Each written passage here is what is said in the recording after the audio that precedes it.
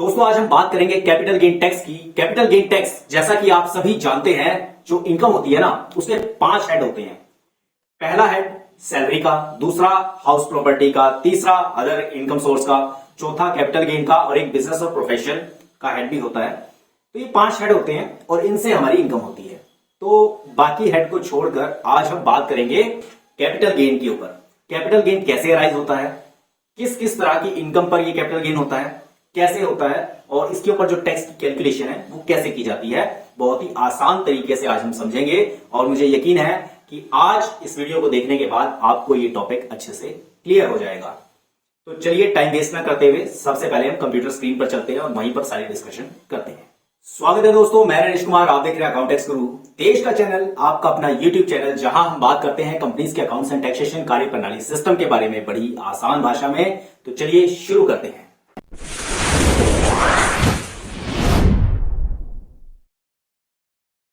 Video अच्छी लगी हो तो वीडियो को लाइक करें, चैनल पर अगर आप पहली बार आए हैं तो सब्सक्राइब करें चैनल को, और दोस्तों बेल आइकन को हिट करना बिल्कुल ना भूलें, ताकि जब भी हमारी कोई नई अपडेट्स आए, नई वीडियो आए तो आपको सबसे पहले मिले। सबसे पहले मैं आपको बता दूं कि income tax on capital gain, जैसा कि आप देख रहे हैं लिखा हुआ है income tax on capital gain, यहां पर मैं आपको दिखाता हूं income tax on capital gain. अब टाइप ऑफ असेट्स, किस तरह की असेट्स के ऊपर और कितनी तरह की असेट्स के ऊपर ये कैपिटल गेन राइज होता है। ठीक है जी। सबसे पहले आता है इमूवेबल असेट्स। ठीक है, एग्जांपल के लिए रियल एस्टेट। अब रियल एस्टेट कौन सी होती है, जैसे घर हो गया, प्रॉपर्टी हो गई, लैंड, बिल्डिंग, शॉप, शोरूम, ये सब रियल एस्टेट में आता है। ठीक है जी। एक होता है मूवेबल असेट्स, एग्जांपल के लिए ज्वेलरी, ठीक है, डायमंड्स, गोल्ड, सिल्वर, ये सब चीजें आ जाती हैं। उसके बाद शेयर्स। शेयर 2 तरह के होते हैं, listed share, unlisted share. Listed जो स्टॉक एक्सचेंज पर लिस्ट हो, अनलिस्टेड जो स्टॉक एक्सचेंज पर लिस्ट ना हो।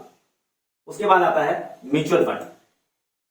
म्यूचुअल फंड में, म्यूचुअल फंड भी यहां पर 2 तरह के हैं, इक्विटी ओरिएंटेड म्यूचुअल फंड जो शेयर मार्केट में लगता है जिनका पैसा ज्यादा, और डेट ओरिएंटेड म्यूचुअल फंड जो सिक्योरिटीज या लोन वगैरह देने में इन्वेस्ट होता है पैसा। उसके बाद डिविडेंड डिस्ट्रीब्यूशन टैक्स, ये भी एक तरह का, यहां से भी कैपिटल गेन होता है। ये क्या होता है कि कुछ जो स्टॉक एक्सचेंज पर लिस्ट हैं कंपनीज, वो अपने सब्सक्राइबर को, जिन्होंने उनके स्टॉक्स परचेज किए होते हैं, ऐसी कंपनीज अपने प्रॉफिट का कुछ पार्ट अपनी कंपनी की ग्रोथ में लगाती है, तो कुछ पार्ट्स अपने सब्सक्राइबर को वो एज ए डिविडेंड पे करती है, डिस्ट्रीब्यूट कर देती है। तो यहां से भी हमें कैपिटल गेन होता है।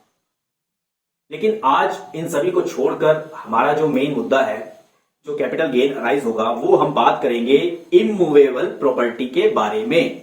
अब इमूवेबल प्रॉपर्टी जो होती है वो, जैसा कि मैंने आपको बता दिया, house, land, plot, shop, showroom, ये सभी बिल्डिंग वगैरह जो भी हैं, ये इमूवेबल प्रॉपर्टी हैं। इन्हीं के बारे में आज हम डिस्कस करेंगे। तो देखिए, इसमें है ना, जो कैपिटल गेन होगा वो 2 तरह से देखेंगे हम उसे, एक शॉर्ट टर्म, एक लॉन्ग टर्म। अब शॉर्ट टर्म किसे कहते हैं, लॉन्ग टर्म किसे कहते हैं, वो देख लेते हैं।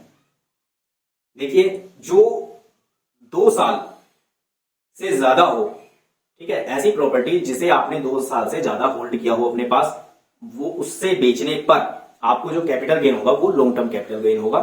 जो 2 साल से पहले अगर आपने बेच दी, तो ऐसी प्रॉपर्टी को बेचने पर जो लाभ होगा, जो कैपिटल गेन होगा, वो आपका शॉर्ट टर्म कैपिटल गेन होगा। जैसे यहां लिखा हुआ भी, आप ये देख सकते हो, less than 2 year, more than 2 year.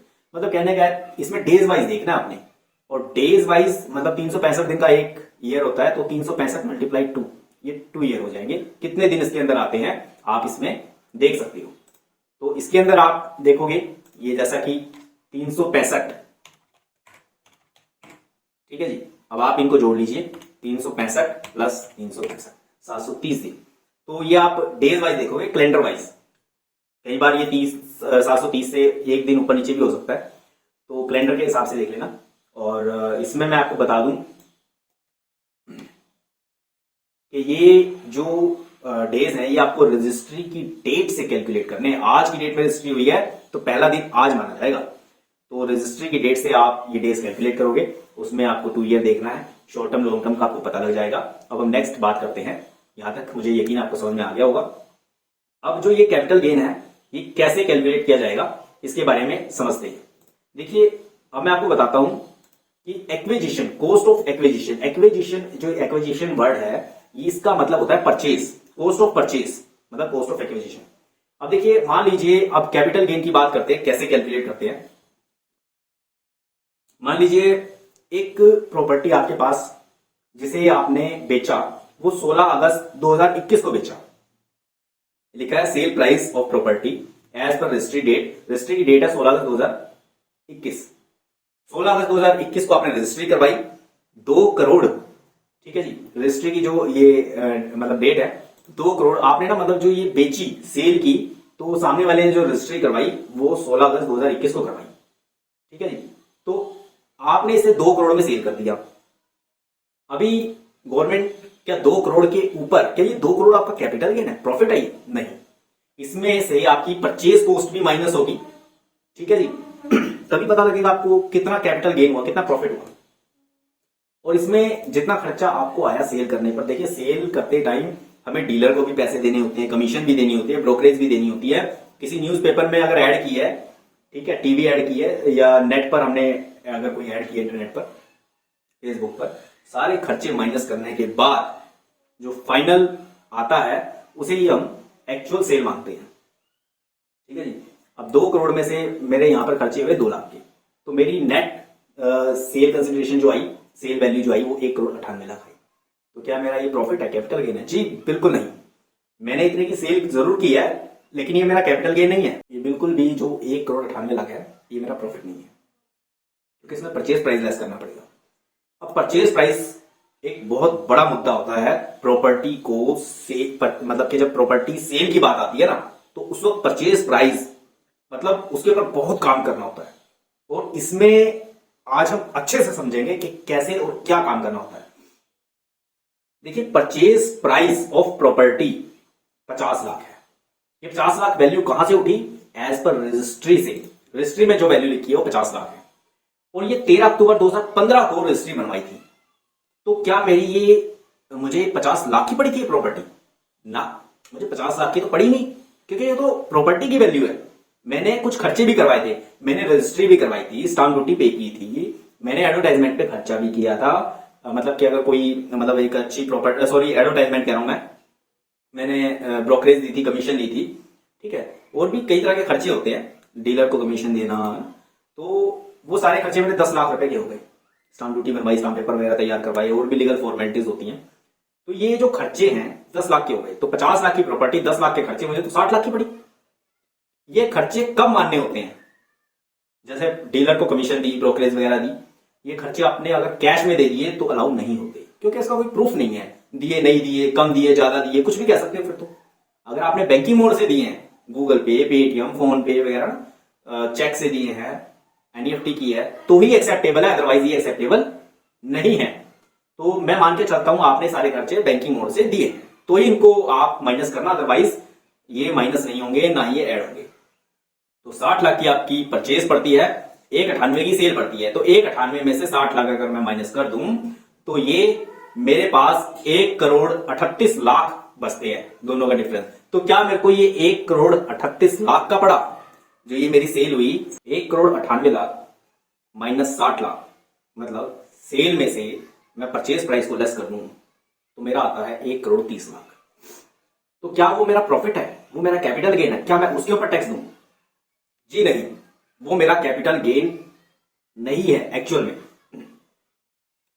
क्योंकि गवर्नमेंट कहती है कि मैं आपको एक कॉस्ट इंडेक्सेशन का बेनिफिट दूंगी, क्योंकि जो महंगाई बढ़ रही है उसके हिसाब से आपकी परचेज वैल्यू कुछ और होनी चाहिए थी, ठीक है। क्योंकि वो जो परचेज की है वो बहुत पुराने टाइम में किया, अगर आज की डेट में आप वो परचेज करते तो आपको वो उस रेट में नहीं मिलती। उसका रेट एक रिलैक्सेशन दी गई महंगाई को ध्यान में रखते हुए। गवर्नमेंट ने कहा कि हम एक इंडेक्स कॉस्ट बनाएंगे जो हर साल चेंज होती रहेगी, तो आप उस इंडेक्स कॉस्ट को ध्यान में रखते हुए अपनी परचेज की कैलकुलेशन करोगे और उसे अपनी परचेज मानोगे जो इंडेक्स कॉस्ट के हिसाब से आएगी। अभी इंडेक्स कॉस्ट का चार्ट मैंने यहां साइड में रखा हुआ है, ठीक है। ये कॉस्ट ऑफ इन्फ्लेशन इंडेक्स, ये एक तरह से महंगाई होती है जो 1/4/2018 से ये चार्ट जो है ये कॉस्ट मतलब ये रेट चेंज हुए थे 1/4/2018 को लास्ट टाइम। तो ये लेटेस्ट रेट हैं, गूगल में आप सर्च कर सकते हो। इसमें लिखा गया है कि कौन से सन में इंडेक्स कॉस्ट क्या थी प्रॉपर्टी की। और ये जो इंडेक्स कॉस्ट है ये सिर्फ और सिर्फ प्रॉपर्टी के केस में ही देखी जाती है, और लॉन्ग टर्म हो तो ही देखी जाती है। शॉर्ट टर्म में इंडेक्सेशन कॉस्ट को कंसीडर नहीं किया जाता। सिर्फ लॉन्ग टर्म अगर आपको कैपिटल गेन हुआ है हाउस प्रॉपर्टी से तो ही आप इंडेक्स कॉस्ट को देख सकते हो, अदरवाइज शॉर्ट टर्म में आप इसको बिल्कुल भी कंसीडर नहीं करोगे।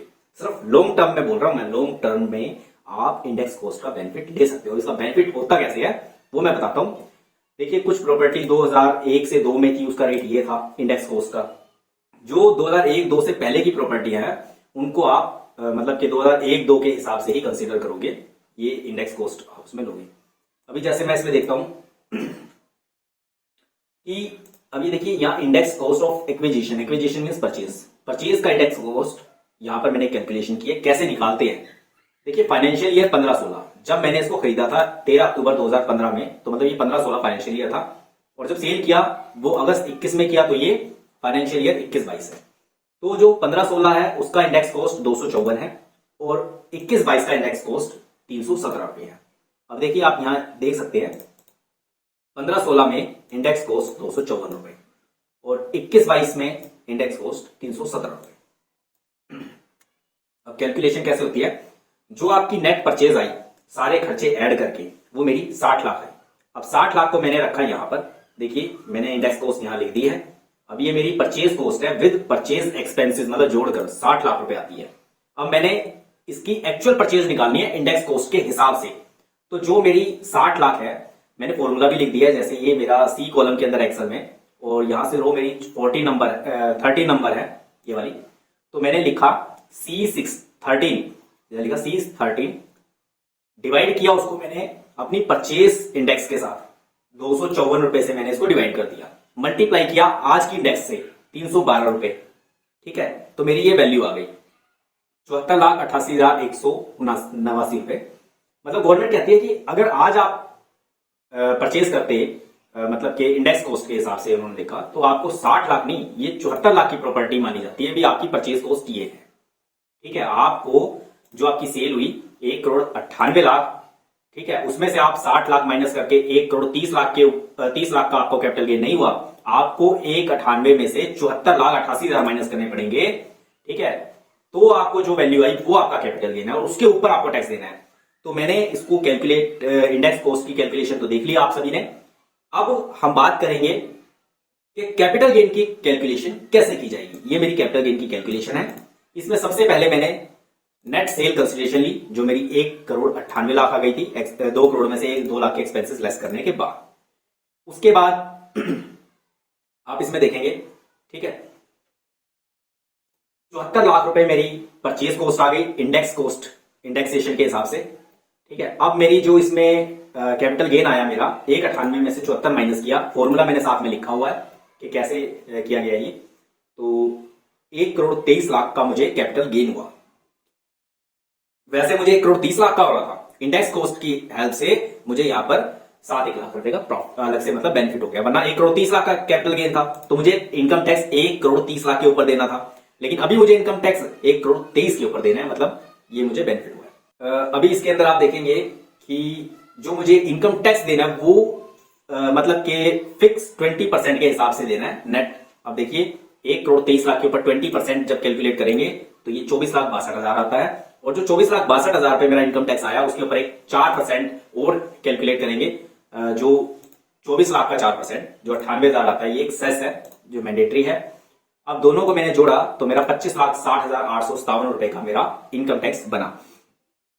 ठीक है जी, इस तरह से आप इनकम टैक्स को कैलकुलेट कर सकते हो और कैपिटल गेन को कैलकुलेट कर सकते हो। ठीक है, और इंडेक्सेशन जो ये आपका इंडेक्स कॉस्ट जो है इसका बेनिफिट आप ले सकते हो। तो मुझे उम्मीद है आपको मतलब ये अच्छे समझ में आ गया होगा। तो ये एक छोटी सी कैलकुलेशन थी जो मतलब कि लॉन्ग टर्म कैपिटल गेन के केस में ही देखना है आपने। मतलब अगर आपको लॉन्ग टर्म कैपिटल गेन हुआ है और हाउस प्रॉपर्टी से हुआ है, ठीक है, तो हाउस प्रॉपर्टी के केस में अगर आपको मतलब कि 2 साल से ज्यादा आपने होल्ड की है प्रॉपर्टी, तो उस केस में आप इसे कैलकुलेट कर सकते हो। और इंडेक्स्ड कॉस्ट का बेनिफिट ले सकते हो। इंडेक्स कॉस्ट का बेनिफिट सिर्फ और सिर्फ लॉन्ग टर्म कैपिटल गेन के केस में ही लिया जाता है हाउस प्रॉपर्टी में। ये शॉर्ट टर्म में इसका बेनिफिट नहीं मिलता। ठीक है जी। शॉर्ट टर्म में तो आप नॉर्मली जैसे स्लैब कैलकुलेट करते हो, अपना टैक्स निकालते हो, वो एक अलग विषय है, तो सेम उसी तरीके से आप निकाल सकते हो। बट लॉन्ग टर्म में आपको इंडेक्सेशन का बेनिफिट मिलता है। ये इंडेक्सेशन होती है, इस तरह से कैलकुलेट किया जाता है। इंडेक्सेशन का चार्ट आप गूगल से सर्च कर सकते हो, लेटेस्ट जो भी होगा। ठीक है, तो एक छोटी सी कैलकुलेशन थी। और अब मैं आपको बताऊं कि जैसे आपको ये टैक्स आ गया है 25 लाख रुपए का, ये तो है नॉर्मल सीधा सीधा आपने एक प्रॉपर्टी सेल की और एक परचेज, इसी की जो परचेज वैल्यू थी उसको लेस कर दिया, ये आपका आ गया। लेकिन कुछ केस डिफरेंट भी होते हैं। वो केस क्या होते हैं कि आपने परचेज की, 5 साल अपने पास रखा और उस बीच में आपने कंस्ट्रक्शन भी करवा ली, उसमें 2 नए कमरे डाल लिए, ठीक है, कुछ भी रिपेयरिंग वगैरह कुछ भी आपने किया, खर्चा किया, तो उस सिचुएशन में आपको क्या करना है? मतलब सब कुछ सेम रहेगा, बस एक कंस्ट्रक्शन की इंडेक्स कॉस्ट अलग से निकाली जाएगी और फिर उसकी हेल्प से आपको मतलब के कैपिटल गेन कैलकुलेट करना होगा और उस पर इनकम टैक्स देना होगा। उसकी कैलकुलेशन बस जस्ट इसकी नेक्स्ट वीडियो में आपको बताया जाएगा। मुझे उम्मीद है दोस्तों आपको ये वीडियो बहुत बहुत बहुत पसंद आई होगी और मुझे पूर्ण विश्वास है कि आपने वीडियो को लाइक, कमेंट और शेयर कर दिया होगा। जो नए दोस्त चैनल पर पहली बार आए हैं उन्होंने चैनल को सब्सक्राइब कर दिया होगा। इससे होगा क्या, जब भी हमारे YouTube चैनल पर हमारी कोई नई वीडियो आएगी तो आपके YouTube ब्राउजर में वो वीडियो सबसे पहले देखने को मिलेगी। आपका अपने इस YouTube चैनल पर अपना कीमती समय देने के लिए आप सभी लोगों का तहे दिल से प्रेम पूर्वक बहुत बहुत धन्यवाद।